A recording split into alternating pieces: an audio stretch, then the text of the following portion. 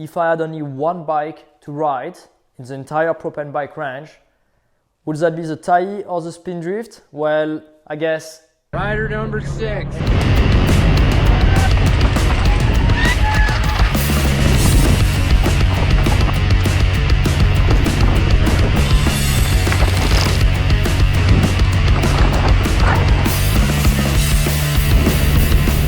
Oh, sick.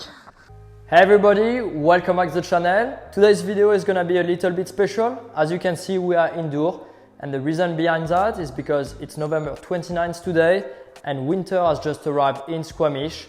So it's cold, it's snowy, trails start to get icy, and yesterday was pretty my last ride for a while, but it was a fun one.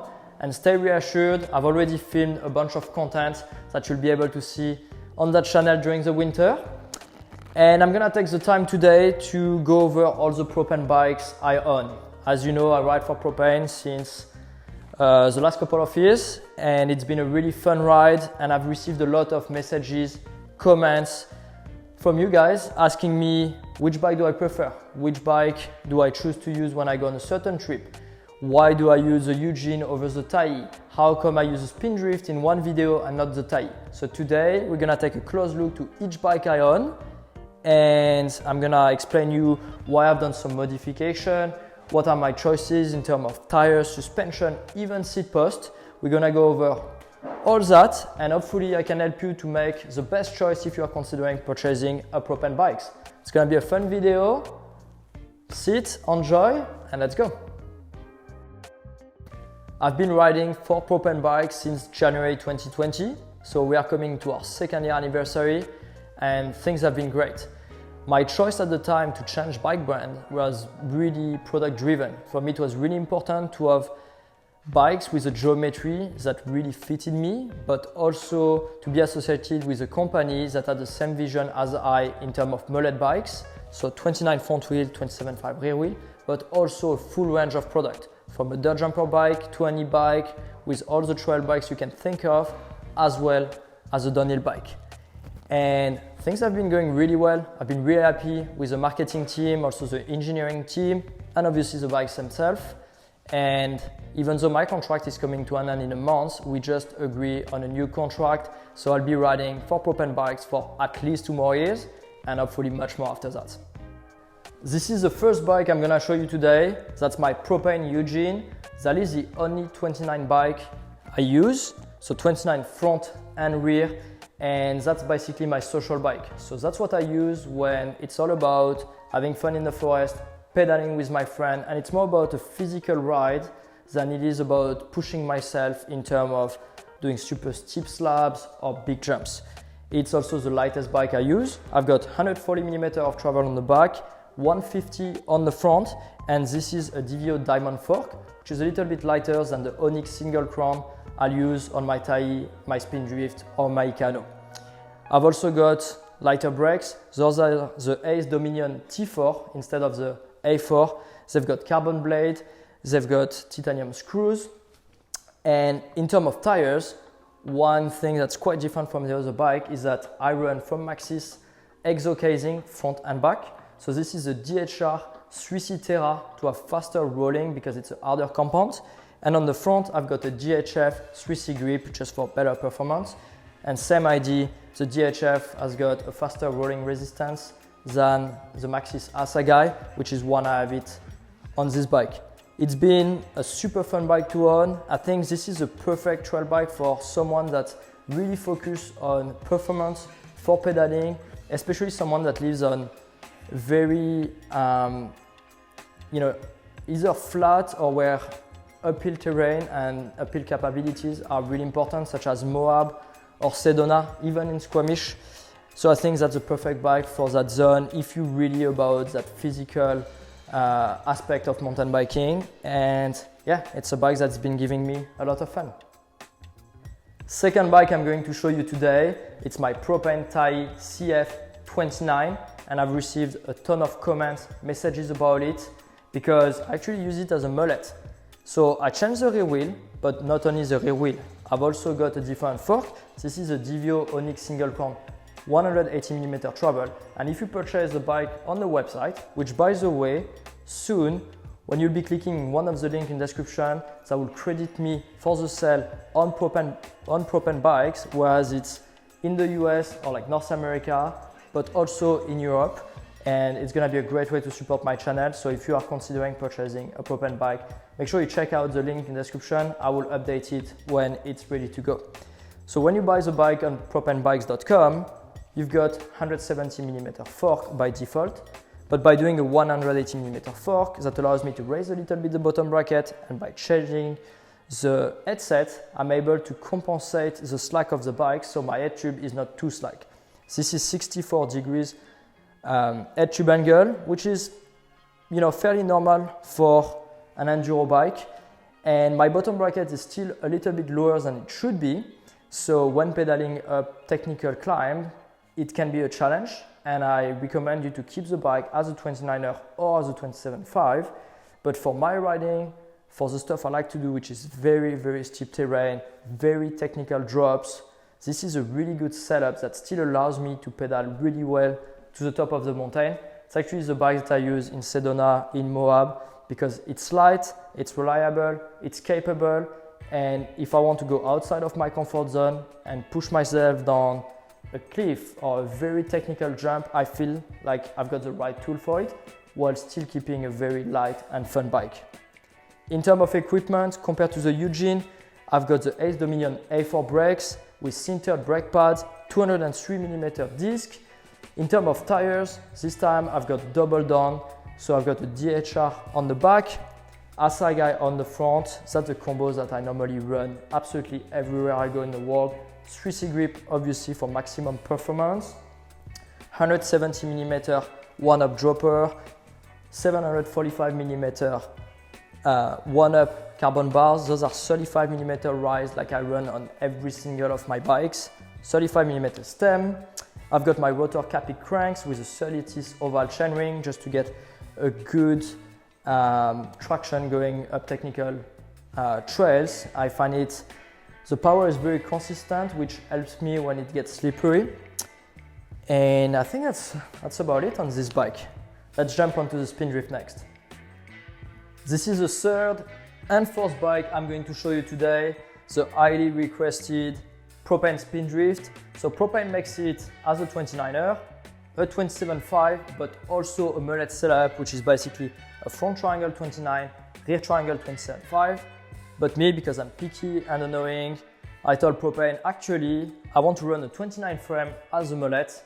So I've got a 29 frame, which has a long chainstay, 445mm, for the same reason than with the Tyee. Gives me a very centered, well-balanced position, and that helps me to compensate some weakness that I have, which is, I guess, commitments and faster terrain. I feel like I'm really good at moving the bike around, but I'm not very good at committing to going really fast when it's like rough. So having a longer rear end really helps me, which is the reason why I wanted to do that.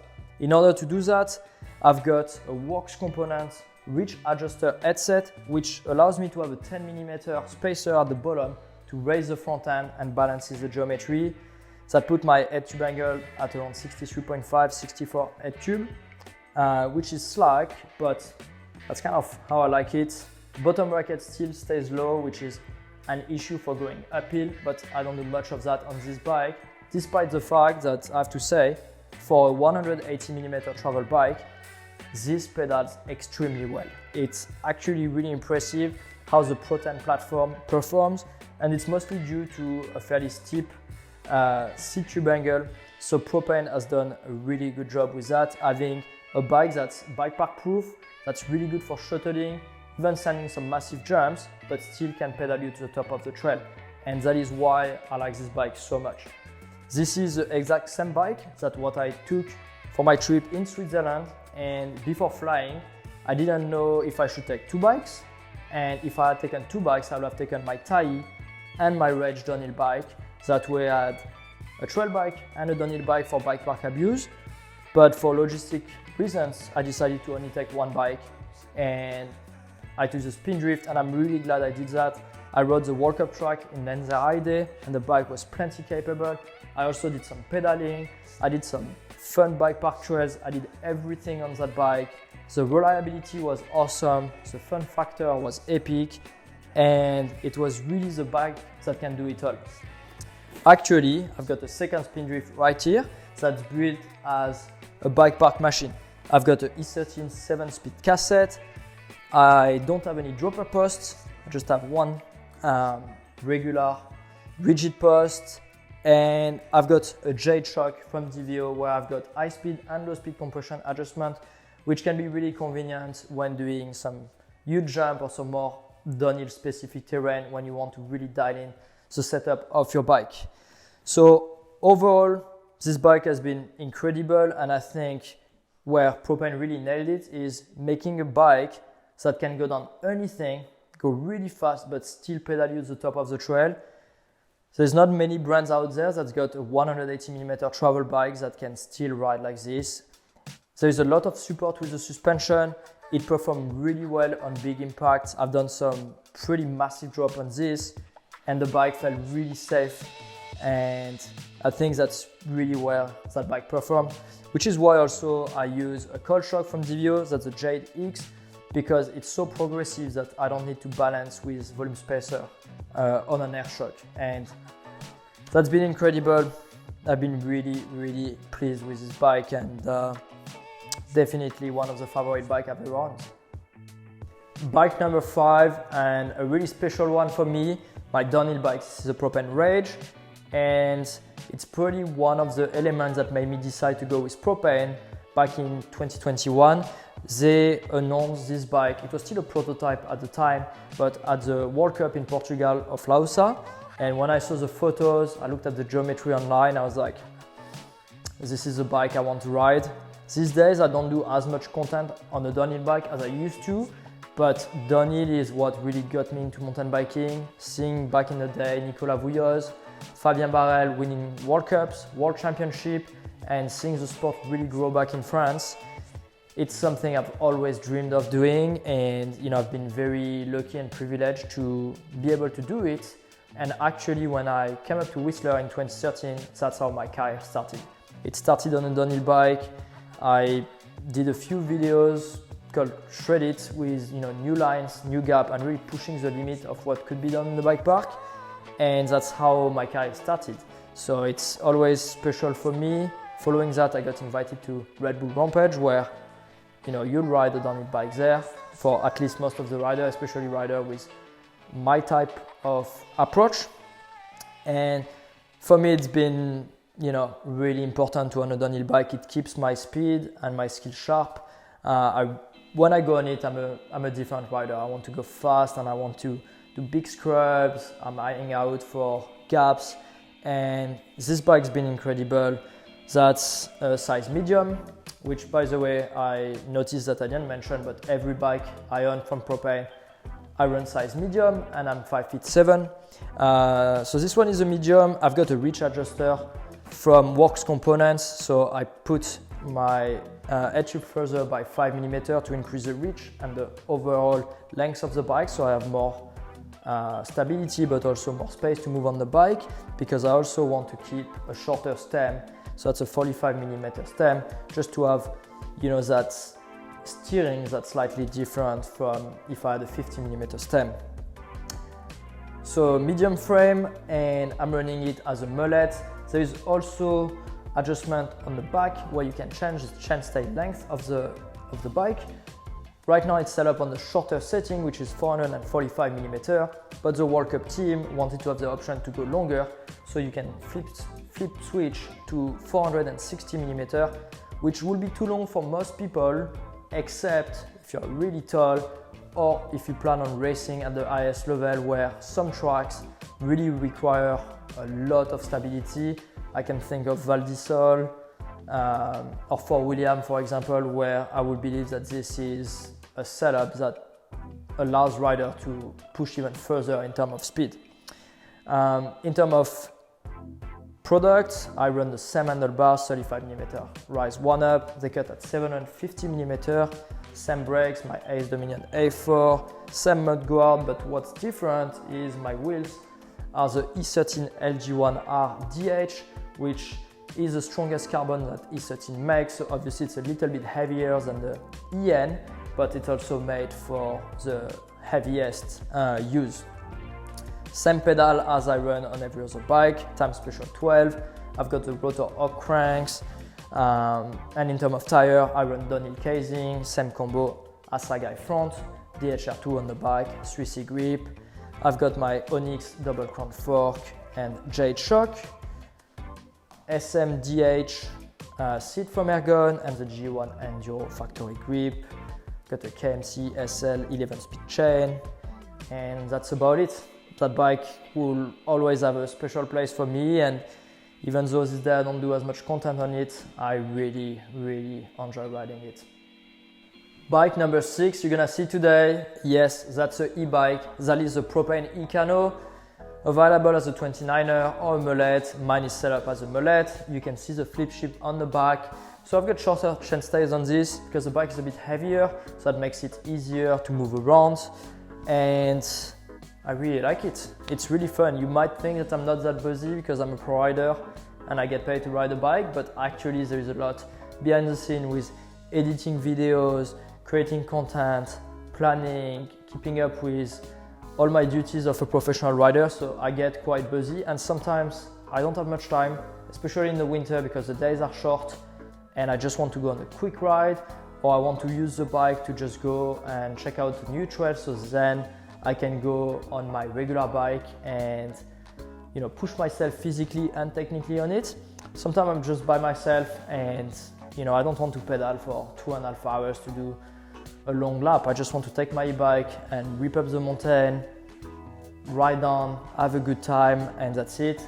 Also sometimes I'm simply tired and I've done a lot of riding and I feel fatigued, but I still want to go and have fun on the trail. Well, the e-bike has been a really good tool for me. I've been riding e-bikes for the last 4 years now, and this one obviously it's my second year on it. It's got a Shimano EP8 motor. It's simple, works great, it's been reliable. It's got a 5300 battery, which is plenty, especially for someone my weight. I'm only 62 kilos, which is about 140 pounds. So that's been plenty of battery life for me. In terms of setup, I've got 2 tires DH casing. So that allows me to get a lot of support because the bike obviously is heavy, there's the weight of the battery, the motor.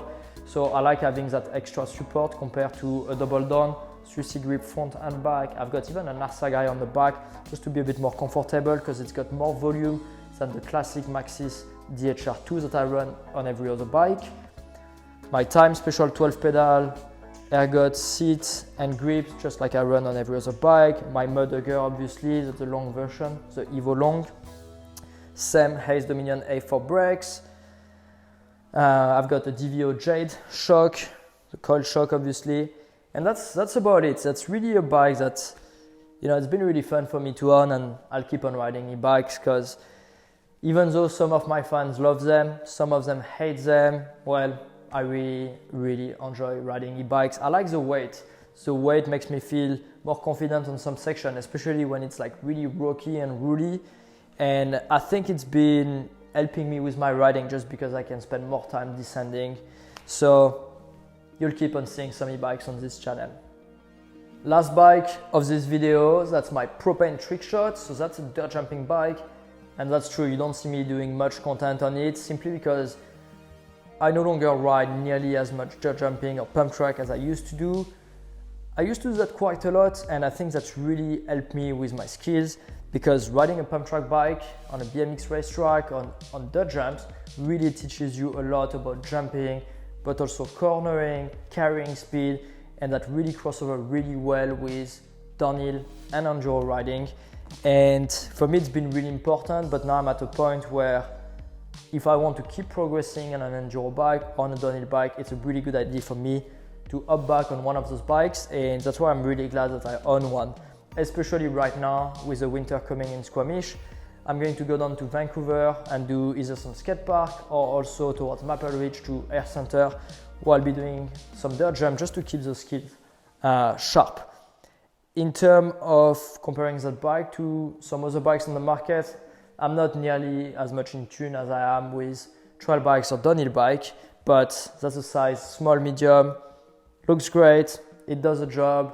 You know, dirt jump bikes are pretty simple, and you know, bike obviously is playful, that's why it's made to be, but it's also well designed. I really like how Propain did the dropout, you know, how everything, it was like a pleasure to build this bike, and yeah, I'll be riding that more often now. The bikes made it on to the cold garage. They all storaged on my steady racks. They probably won't see the daylight for a while with the weather we currently have. So let's wrap up the video and answer your question. If I had only one bike to ride in the entire Propain bike range, would that be the Tyee or the Spindrift? Well, I guess it depends where I live.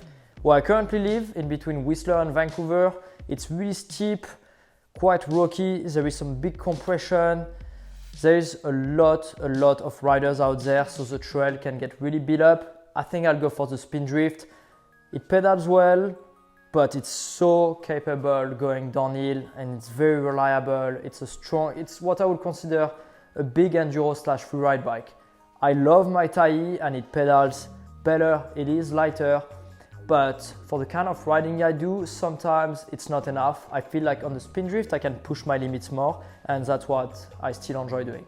Though if I was to live in Moab, Utah or Sedona, or if I was to do more pedaling than I currently do, the Tyee would probably be a better bike for me. So I'm really split in between both bikes. I absolutely love them, but of course I love my Rage, but I can't really pedal it since it's a downhill bike. My Ekano is awesome, but you can't only own just an e-bike. So yeah, that's about it. Thank you so much for watching that video. I want to give a massive shout out to Propain. So cheers Propain. This is a Canadian beer. I guess German people make really good bikes, but Canadians probably make better beer. So as always, if you enjoyed that video, please check out the link in the description. So there's a bunch of discount codes. You can save money, support me and my channel at the same time, so I can do more and better video like the one you're currently watching, and hopefully by the time you are watching that, I have some affiliate links set up with Propain. So thank you so much for that, and let me know in the comment below what video you want to see next. Why not a tour of the garage and the house? You let me know what you think. See you next week.